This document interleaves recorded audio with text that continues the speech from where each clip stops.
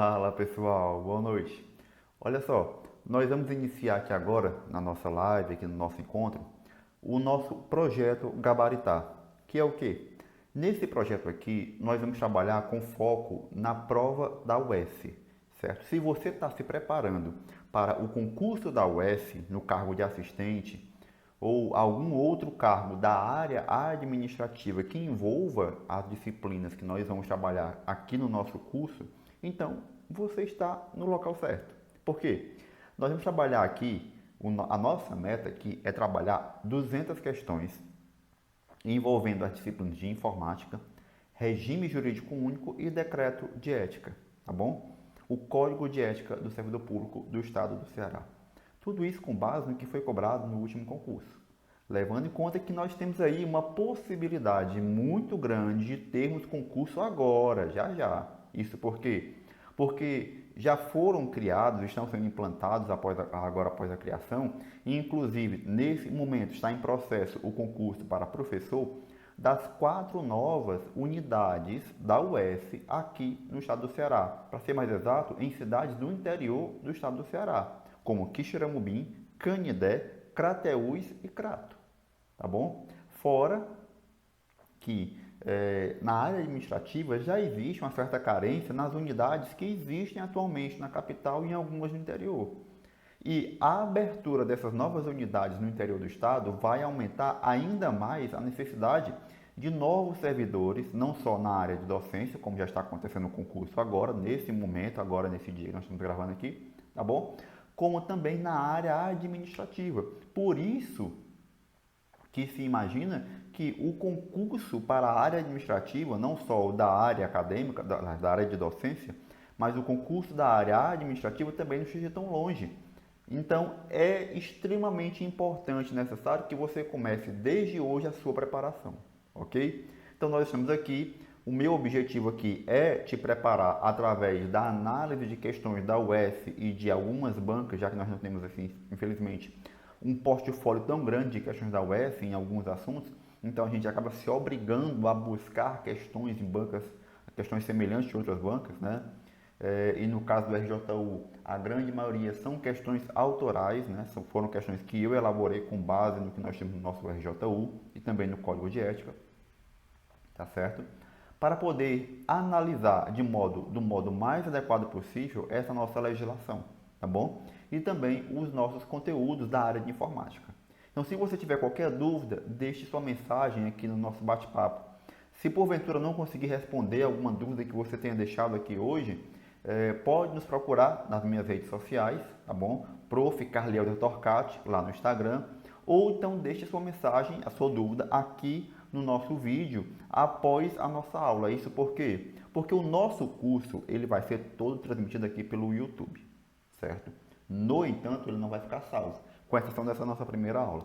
Essa nossa primeira aula vai ficar disponível para você no YouTube. No entanto, as demais, nós temos aí uma perspectiva de termos algo em torno de 13 aulas ao todo, para poder fecharmos as nossas 200 questões.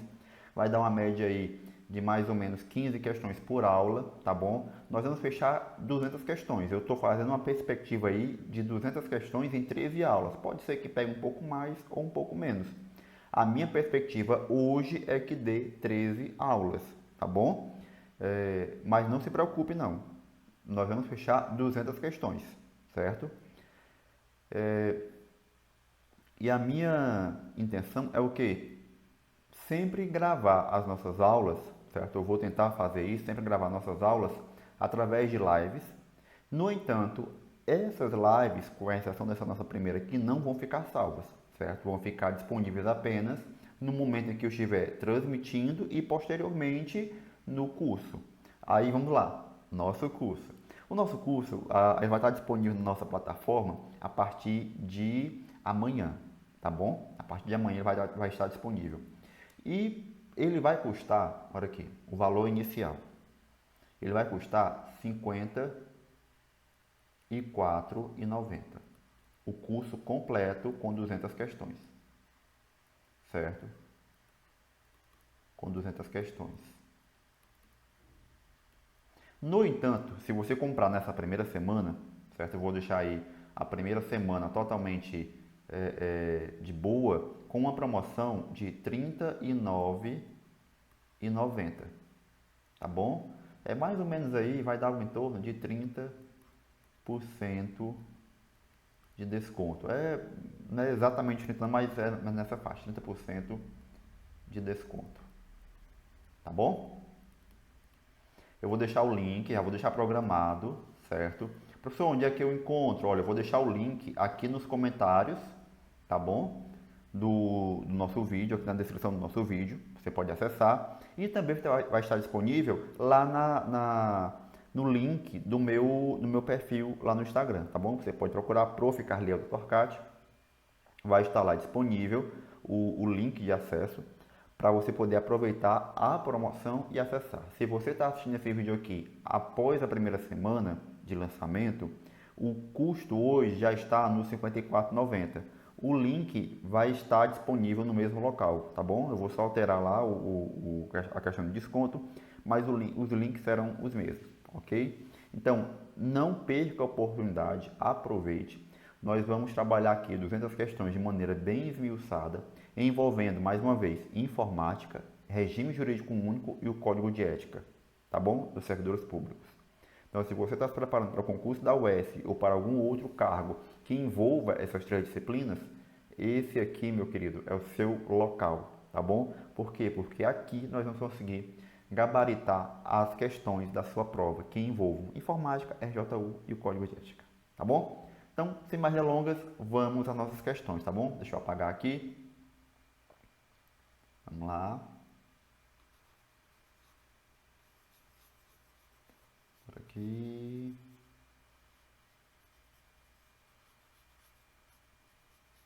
Vamos lá. Primeira questão aqui. Para melhorar substancialmente o desempenho médio de um computador com 4 GB de RAM, certo? Usando o Windows 7, é recomendável substituir o quê? Ele vai nos dar aqui 4 situações de possíveis melhoras, né? Possíveis alterações na configuração do computador. E nós vamos ter que marcar qual dessas possíveis alterações vai agregar, certo? Um melhor rendimento, um melhor, como ele coloca aqui, ó, um melhor desempenho, certo? No desenvolvimento das atividades do computador. Letra A.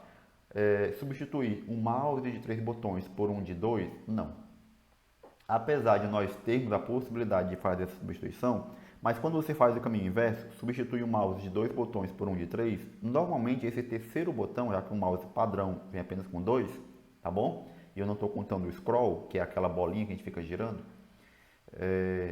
Quando você faz essa substituição e pega um mouse com um botão extra, normalmente esse botão vai agregar algum valor, vai agregar alguma funcionalidade para poder te ajudar em alguma atividade, seja lá o que for.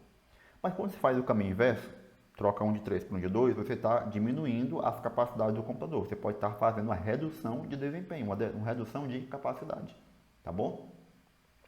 B. O HD de 5,400 RPM, que é RPM, rotação por minuto, certo? Por um de tecnologia SSD. O que é tecnologia SSD? Tecnologia de memória flash, tá certo? Da mesma capacidade. Esse aqui seria o nosso gabarito. Seria não, ele é o nosso gabarito. Isso por quê? Porque quando eu vou tratar de HD, vamos lá, vou falar aqui um pouquinho sobre.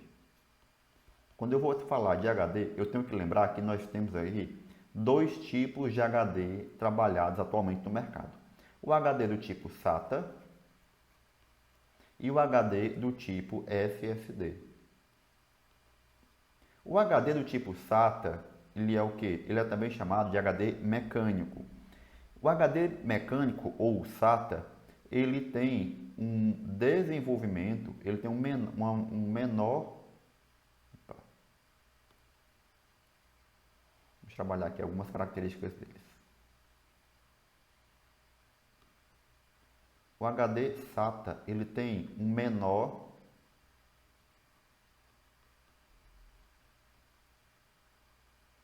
desempenho.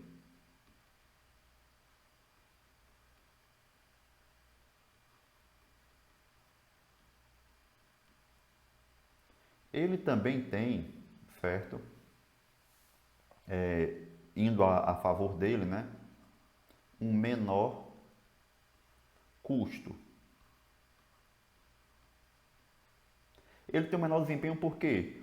Por ele ser um HD mecânico, que é isso? Um HD que é formado por componentes mecânicos, certo? Isso porque, deixa eu trabalhar aqui uma analogia que eu uso muito quando eu vou explicar isso aqui em sala. Se você é um pouco mais antigo que nem eu, você deve ter visto na casa dos seus avós, ou até mesmo na sua própria casa. Eu ainda encontrei isso lá em casa, certo? As antigas vitrolas, que era o quê? Era um reprodutor de áudio, onde você tinha que colocar um disco, que era um objeto circular, com várias ranhuras, certo? Aqui, ó, com várias ranhuras na sua superfície, aonde você tinha que pegar um braço mecânico, que ficava do ladinho, certo? Com uma agulha na ponta. Aí você pegava esse braço mecânico e colocava sobre as ranhuras. E o disco ficava girando. Essa agulha ia passar sobre as ranhuras e, a depender do tipo de ranhura, ela ia reproduzindo os áudios correspondentes a cada uma daquelas ranhuras. No caso, era a música, era o som. O HD mecânico ele vai trabalhar de modo muito semelhante. Você vai ter um disco magnético, tá certo? Que vai girar a altíssimas velocidades, por isso ele trata aqui, ó, 5,4 RPM por minuto, 5.400 rotações por minuto. É um HD de altíssima velocidade na rotação, tá bom? Mas mesmo assim, ele ainda tem que fazer a leitura, porque esse disco que fica girando, ele vai contar com a colaboração de um braço mecânico que tem uma agulha muito fina na sua ponta, que vai ficar passando pelas suas ranhuras e lendo, certo? Lendo, identificando os dados que estão salvos nessas ranhuras, ok? Então isso aí é um HD do tipo SATA, também chamado de HD do tipo mecânico.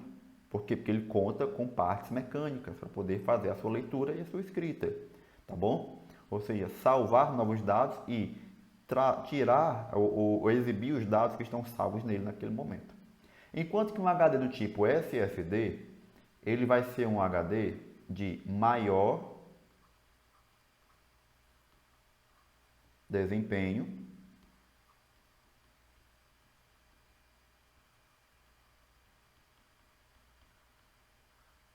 assim como também vai ser um HD de maior custo. Por que ele é de maior desempenho? Porque ele vai contar apenas com a união de dispositivos elétricos, chips, de modo mais claro, né?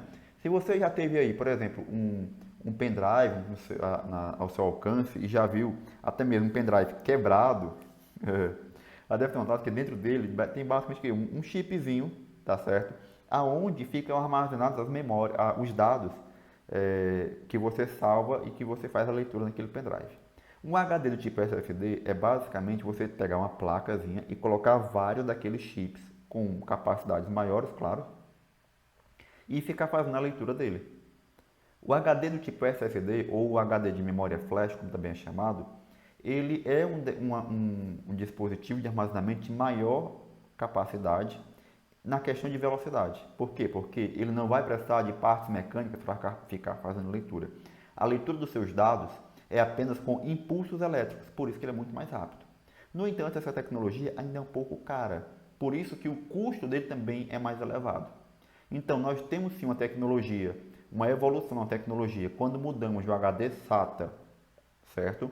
Para um HD SSD, temos sim. No entanto, o custo ainda é muito alto, tá bom? Gabarito nossa letra B. Na letra C, o teclado com fio para o sem fio, é a mesma ideia da letra A, certo? Ele está indo no caminho contrário. E memória na letra D, memória DDR3 por uma memória DRD7. Não, nem sequer se existe, né? Gabarito na questão 1, letra B. Próximo. Um computador compõe-se de uma CPU e vários periféricos. Alguns desses são periféricos de saída e outros de entrada. Esses periféricos de saída, eles também são chamados de output,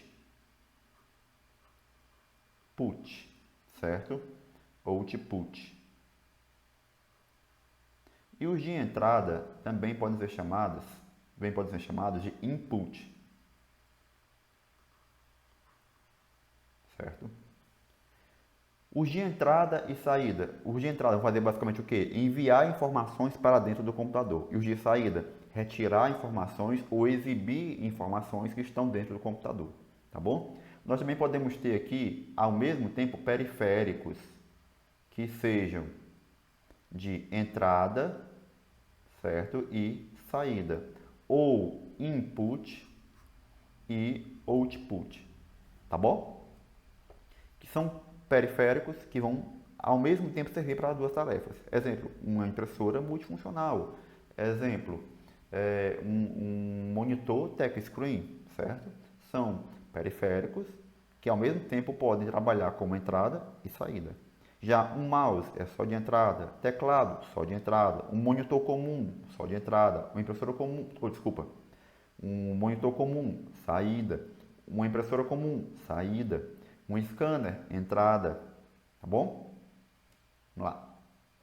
E ele quer aqui apenas os de entrada, os que são usados para enviar informação para dentro do computador. Microfone, tá ok? Tá. Teclado, tá ok? Tá. Caixa de som? Não, caixa de som é saída. Ele vai tirar dados, ele vai exibir dados que estão dentro do computador. No caso, dados de áudio, mas são dados que estão dentro do computador. Mouse é entrada? Perfeito. Leitor biométrico é entrada? Sim. Impressora laser? Impressora laser é saída. Certo? Caneta ótica, ok. Pendrive? Pendrive tem uma observação. Já vou fazer. Caixa de som, já viu que é saída. Só sobrou letra D. Mouse, teclado e microfone. Vamos aqui o pendrive. O pendrive vai entrar na categoria de dispositivos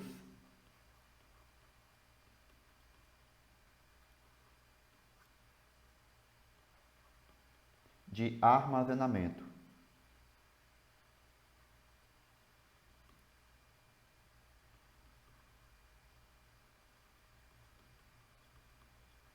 Dispositivos de armazenamento, certo? Que ao mesmo tempo eles serão de entrada e saída. No caso aqui nós temos quem? Nós temos os pendrives,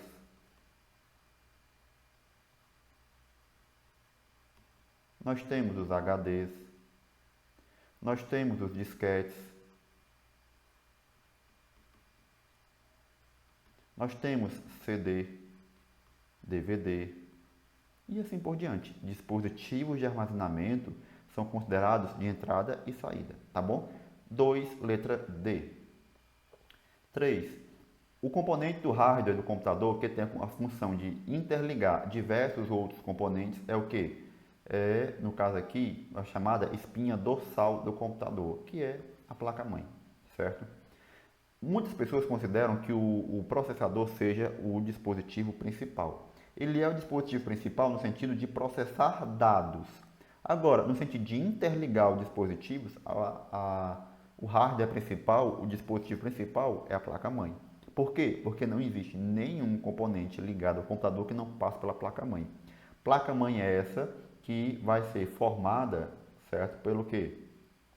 Por barramentos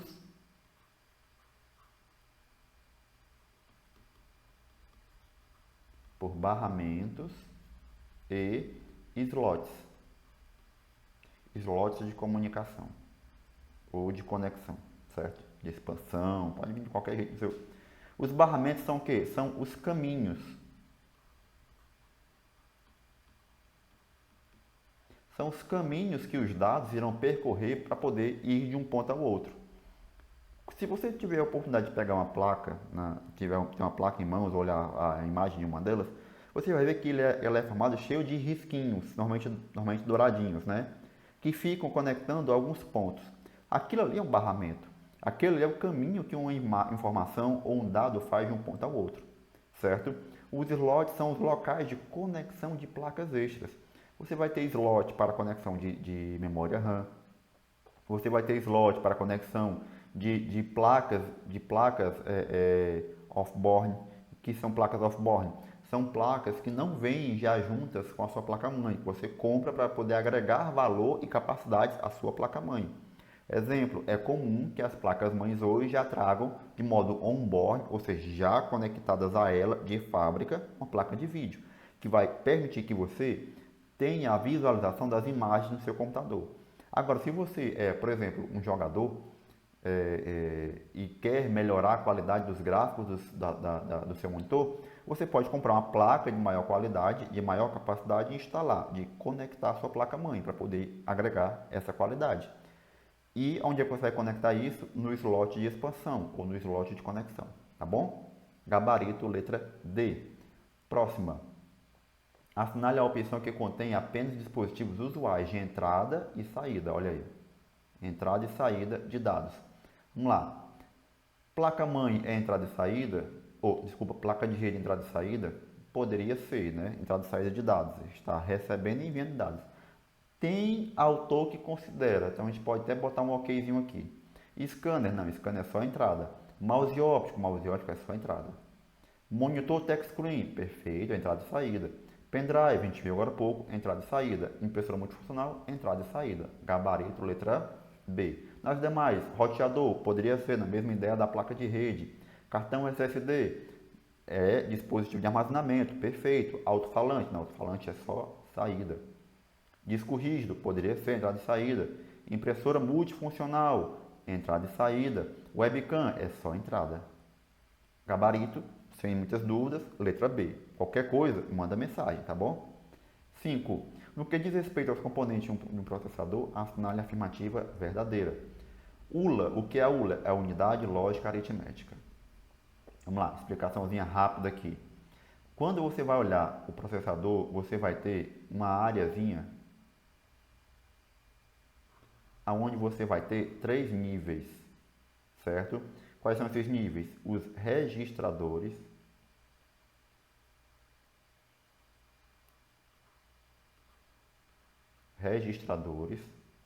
o nível da ULA, unidade lógica aritmética, e o nível da unidade de controle. Bem aqui ao lado você vai ter a memória RAM. Como é que funciona? Sempre que você liga o computador e você tem informações salvas no seu HD e começa a abrir um arquivo ou outro, arquivos esses que estão salvos no seu HD, a sua memória RAM vai buscar esses dados lá no seu HD e traz para dentro dela. Sempre que você está com alguma coisa aberta, algum arquivo aberto no seu computador, naquele exato momento ele não está salvo no seu HD, ele está salvo na sua memória RAM, tá bom? Aonde ela vai registrar possíveis mudanças e alterações que você vai fazer. Então, a memória RAM mantém esse material salvo aqui dentro dela e quando você solicita alguma modificação, alguma edição, alguma coisa, é o processador que vai fazer todas essas atividades, de alterar, salvar, mudar, criar, seja lá o que for. Para ser mais exato, quem vai fazer isso aí é a unidade de controle. Só que antes de chegar na unidade de controle, ela passa pela ULA, Unidade Lógica Aritmética, certo? Que é o quê? Que é onde você vai ter todas as especificações do que você vai fazer. Quem é que faz a unidade de controle? Quem é que analisa as especificações do que foi solicitado pelo usuário? A unidade lógica aritmética. E onde é que esse material fica salvo? Antes de chegar nessa fase de análise do que vai ser feito nos registradores. Tanto é que os registradores eles são chamados de memórias, pequenas memórias da central do processador. E aonde é que os registradores pegam as informações? Na memória RAM. Então, a memória RAM ela é responsável por mandar essas informações aqui, para essa área. Quando chega aqui, ele segue esse caminho. Registrador, ULA, unidade de controle. Aí quando chega aqui é que ele realiza a tarefa realmente que foi solicitada pelo usuário.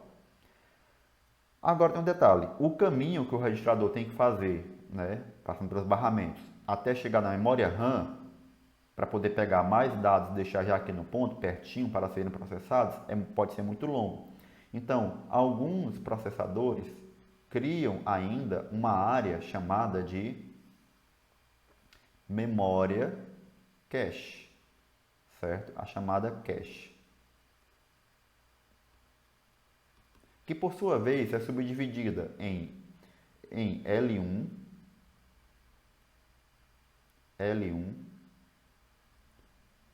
L2, e L3, certo? Ó, sendo a L3 a de menor espaço, a L2 o intermediário e a L3 o de maior espaço. São o que isso aqui? São memórias auxiliares que vão encurtar o espaço aqui do registrador, a distância que o registrador vai ter que percorrer. Quando você tem uma cache, o seu registrador não precisa ir até a memória RAM para buscar mais dados. Ele vem aqui, ó, na cache. Quem vai na memória RAM é a cache, já prevendo, tentando deduzir o que vai ser pedido de novo pelo registrador com base no que está sendo processado naquele momento, tá bom? Então, a memória cache é uma memória também auxiliar que está disponível onde? Tudo isso aqui está dentro dos processadores. Tudo isso aqui, pessoal, é o processador.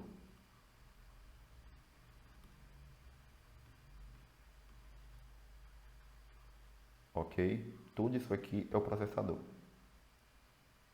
Certo? Então, a ULA o que é? É o componente do processador que executa operações matemáticas e lógicas. Perfeito. A ULA ela é responsável pelas operações lógicas aritméticas ou lógicas matemáticas, tá bom? Nosso gabarito. Ok? Vamos aqui a próxima. A respeito dos componentes do computador, é correto afirmar que o termo Core i7 da Intel refere-se ao quê? Refere-se ao processador.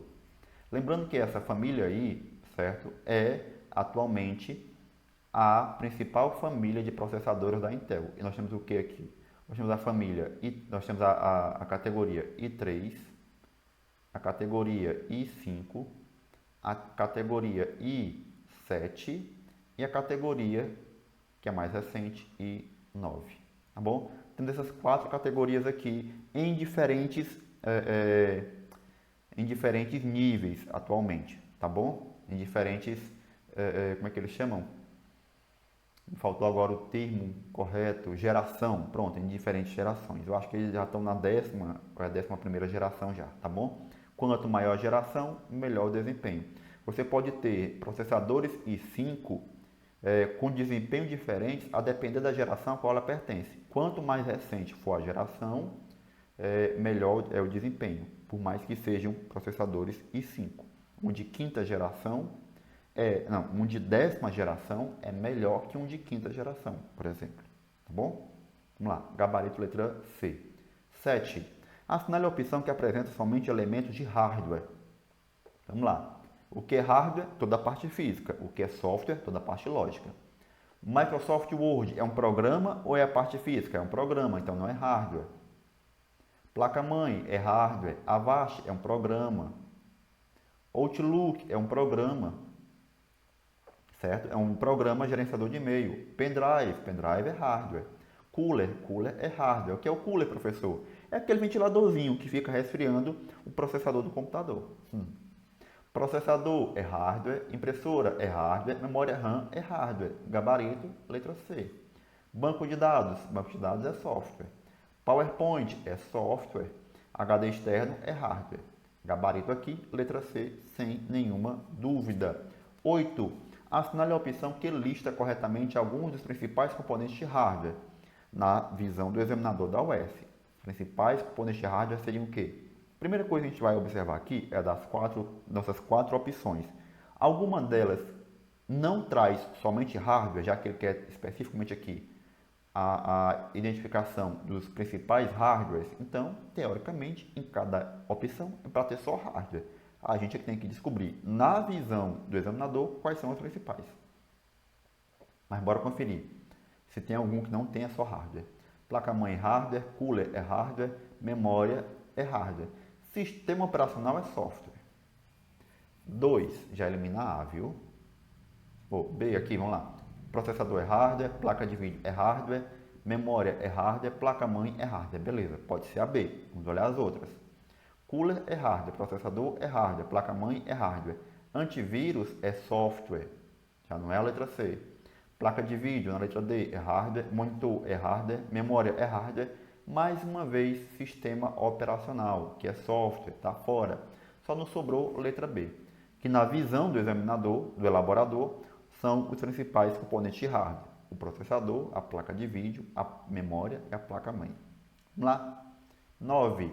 Assinalar a alternativa que apresenta um exemplo de software e dois exemplos de hardware. Olha só, ele quer respectivamente, ou seja, na mesma ordem que foi apresentada aqui, ó, um software e dois hardware. Vamos lá, na mesma sequência. Tem que começar por software. Então, processador é hardware, não entra. Malware é software, monitor é hardware, caixa de som é hardware. Cara, essa aqui tá dada, viu? Gabarito letra B. Nem para onde correr. Olha só, teclado e processador. Mais dois hardwares aqui na mesma sequência. Muita atenção a essas ideias aqui. Ó. Se você não tem muito hábito de leitura, se acostume com alguns termos. Respectivamente está se referindo à ordem. A ordem de apresentação. Tá bom? Na mesma ordem, basicamente. É o que ele está querendo dizer. 10. Em um computador corresponde respectivamente a placa-mãe, editor de texto, teclado, sistema operacional, navegador de internet, memória secundária. Aqui ele quer que a gente identifique cada um desses componentes como hardware ou software. Simples, não tem muito segredo não. Respectivamente, ou seja, mais uma vez, ó, na mesma ordem. Hardware, software. Começando com hardware e software. Hardware, aqui é software, não pode, tem que começar com software, depois de um outro, tem que começar com hardware, depois de um software. Aqui é software, aqui é hardware. Vamos lá, software, beleza. Por enquanto se mantém A, B e E. Teclado é hardware. Sistema operacional é software. Então, mais uma vez, vou ter a sequência, hardware e software. Na letra B, hardware e software. Na letra A, viu? Na letra B, hardware e hardware. Já está fora, risca a letra B. Na letra E, hardware e software. Ainda se mantém. Vamos durar os dois últimos. Navegador de internet é software. Memória secundária é hardware. Então, vamos lá. Software e hardware. Na letra A, perfeito. Vamos olhar a letra E, que é a outra que está sobrando. Software e software. Não é software, é hardware. Então, gabarito aqui, letra A. Ok? Próxima questão. Vamos lá. 11. Em um computador, corresponde, respectivamente, a placa-mãe, o editor de texto, teclado e sistema operacional. Eu acho que eu esqueci de digitar alguma coisa aqui, ó, nesse pedacinho aqui. Vamos lá. Acho que dá para entender a questão. Assinale a alternativa que melhor representa a seguinte definição. Caracteriza-se por ser um programa de computador disponibilizado gratuitamente, porém com algum tipo de limitação. Vamos lá. Geralmente possui funcionalidades limitadas e ou tempo de uso gratuito do software limitado, após o fim do qual o usuário é requisitado a pagar para acessar a funcionalidade completa ou poder continuar utilizando o programa. Esse software está protegido por direitos autorais. Esse tipo de distribuição tem como objetivo comum divulgar o software. Assim, os usuários podem testá-lo antes da aquisição. Vamos lá. Pessoal, aqui basicamente vai tratar da parte de licenças. Também tem que ter uma olhada aqui nos tipos de licença de software. As principais, vou colocar aqui, ó. Licenças. As principais licenças que nós temos atualmente, quais são? A licença proprietário,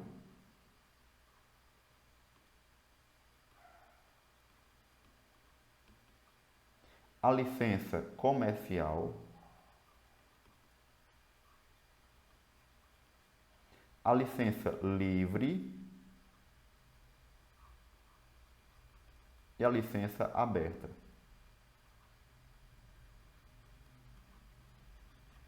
Existem outras? Sim, mas essas aqui são as 4 mais citadas atualmente. A proprietário, ela vai se referir ao quê? Ao software que foi desenvolvido por um usuário e que outras pessoas só podem utilizar mediante autorização, tá bom? Você pode até assimilar essa ideia de autorização ao pagamento de alguma taxa, alguma representação. Mas no caso do proprietário, não necessariamente a autorização vai estar ligada ao pagamento de algum valor, tá certo? Pode ser apenas uma autorização verbal e assim vai. Agora, quando eu passo para a licença comercial, é aquele tipo de licença que visa lucro, que visa algum retorno financeiro para o desenvolvedor. E é muito comum nós termos essas duas licenças trabalhando juntos. É por isso que às vezes a gente liga a ideia de proprietário, né, à ideia do pagamento. Mas lembrando, software proprietário é aquele que você necessita de autorização para fazer uso.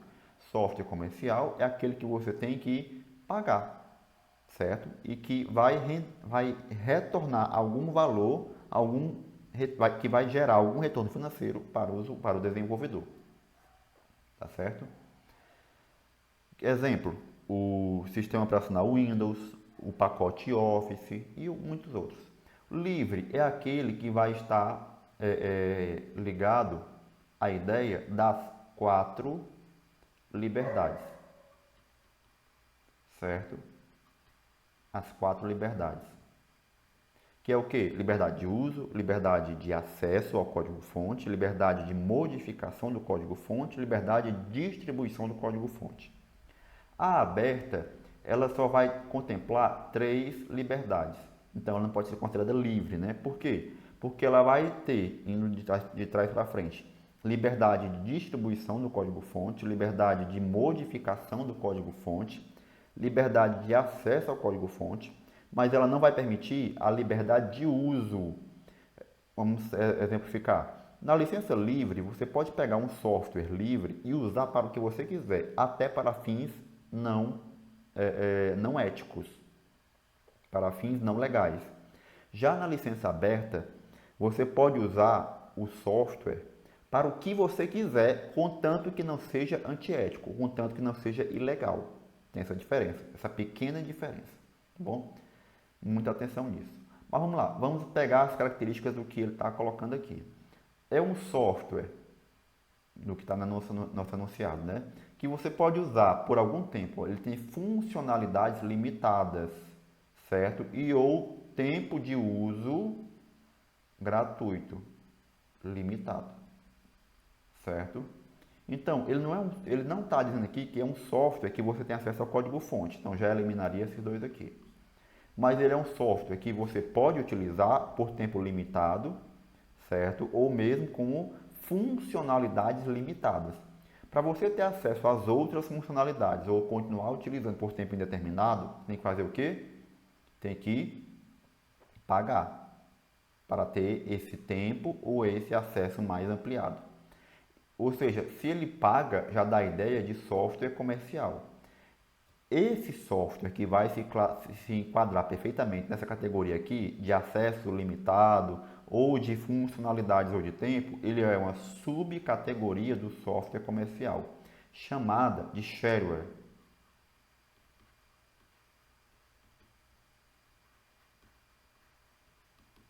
Certo? Chamada de shareware. Que é basicamente a nossa letra A. Tá bom? Vamos lá. Espero que tenha dado para entender aí. Se tiver alguma dúvida, mande a pergunta. 12. Assinale a alternativa que apresenta corretamente apenas nome de softwares utilitários. Que é um software utilitário? É um software que vai agregar valor, vai agregar desempenho ao sistema operacional, de modo geral. Software compactadores de arquivo. Normalmente você identifica um software compactador de arquivo através da ideia do zip. Ó, PAZip, 7zip e WinZip, que é um dos mais conhecidos. Gabarito, letra C. O WinRAR, beleza, ele é. O PowerShell não é. O GitHub não é. FTP é um protocolo, não é. O WinRAR é e o WinZip é. Certo? Eu disse a vocês que é muito comum identificar um software compactador através da ideia do zip. O WinRAR seria uma exceção, mas, né, tá valendo. O Brasil está valendo. Perdão, a garganta está seca já. Mas está acabando aqui. Vamos lá. O Universal Extractor não é, certo? E o disco de imagem também não. O prompt de comando não é. O WinZip, sim. O GitHub não é. Gabarito letra C, sem muitas dúvidas. 13. Assinale a alternativa que exibe na ordem correta a categoria dos seguintes componentes: hardware, software e serviço. Mais uma vez, a ideia do respectivamente, só que agora aqui, ó, exibe na mesma ordem, ou seja, respectivamente. Qual desses aqui, A, B, C, D, tem primeiro um hardware? Ó, a ideia da nuvem não é hardware, a gente vai ver isso aqui mais à frente na aula que trata de redes, internet e intranet. Memória é um hardware, memória e teclado, beleza. Software, vamos olhar aqui software, a gente já arriscou a letra A, então cai fora. Sistema operacional é software? É. E-mail é software? Não, e-mail é serviço, serviço de e-mail. É um serviço oferecido por servidores de internet, tá bom? Leitor biométrico seria um hardware, então cai fora. Só nos restou quem? Letra B. C e D tá fora. E o serviço aqui, ó, que é o e-mail, como eu disse para vocês. E-mail é um serviço ofertado por alguns servidores. No meu caso da Gmail, Hotmail, do Yahoo, tá bom? É um serviço de disponibilização de espaço para armazenamento de comunicação virtual. Gabarito letra B. Próximo. 14. Um recurso bastante útil que é implementado em alguns aplicativos do pacote Microsoft Office é o recurso ditar, onde você fala ou dita o texto que é escrito pelo aplicativo. Esse recurso utiliza-se do reconhecimento de voz para funcionar e está disponível em apenas alguns dos aplicativos do pacote Microsoft Office a partir da versão 2010. Assinale a alternativa que contém dois dos aplicativos que utilizam esse recurso. Vamos lá. O Word OneDrive, no caso aqui do Office 2010, né? Vamos logo identificar aqui. Qual seria o Outlook e o PowerPoint no Office 2010, certo? Lembrando que nós temos outros aplicativos no Office. Nós temos o Word, nós temos o Excel, nós temos o PowerPoint,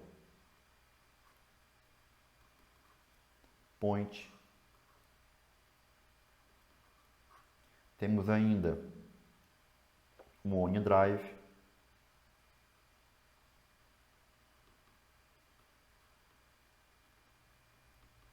temos ainda o Outlook, certo? E temos ainda o Access. E isso na versão 2010. Então, na letra A, a gente arriscaria aqui, ó. Não, o OneDrive ele tá ok. Aqui, ó. Letra A, Word e OneDrive, beleza, mas eles não contemplam o recurso de reconhecimento de voz. Eles pertencem ao pacote Office, mas não tem esse recurso, então risca. Excel pertence ao pacote? Pertence. OneDrive pertence? Pertence, mas não tem o recurso. Outlook pertence? Sim. PowerPoint pertence? Sim. E tem o recurso. Excel pertence? Sim. Esse Share pertence? Não. Bom? Então, o erro aqui do Word, do Excel e do OneDrive, porque esses três não têm o recurso de reconhecimento de voz. E isso estamos nos referindo à versão 2010, tá bom? Muita atenção, porque a nossa prova pode pedir versões mais recentes, tá bom? Como a 2013, 16 ou 19. Mas se vier, não se preocupe, que a gente vai lançar um curso totalmente atualizado de acordo com o edital. Mas hoje em dia, se o edital trouxer exatamente como está no anterior, acho que é 2018, você tem que estudar. Eu recomendo que você estude 2010, 13, 16 e 19. Ainda mais se a banca se mantiver como sendo a banca da própria UF. Por quê? Porque ela gosta de cobrar 2010. Não sei se é porque eles ainda trabalham com 2010, mas eles gostam, tá bom? Então, já é bom vocês se acostumando com alguns pontos peculiares dessa versão. Nossa última questão de hoje, sobre os componentes de um computador, verifique as assertivas e assinale a incorreta. O Microsoft Word é um software, perfeito. O Microsoft Windows Vista ou 7 é um hardware? Não, é um software. Se ele quer incorreta, está aqui o nosso gabarito. Letra B, tá bom? Placa-mãe é um hardware, placa de vídeo é um hardware. Perfeito. Então, pessoal, mais uma vez, encerramos por aqui. Se você quer adquirir o nosso curso, ele vai ser de R$ 54,90, certo? Porém, hoje ele vai custar R$ 39,90. Aí somente na primeira semana. Lembrando que o nosso curso ele vai contar com 200 questões, certo? 200 questões envolvendo aí informática, envolvendo o RJU do Estado e envolvendo o Código de Ética, certo?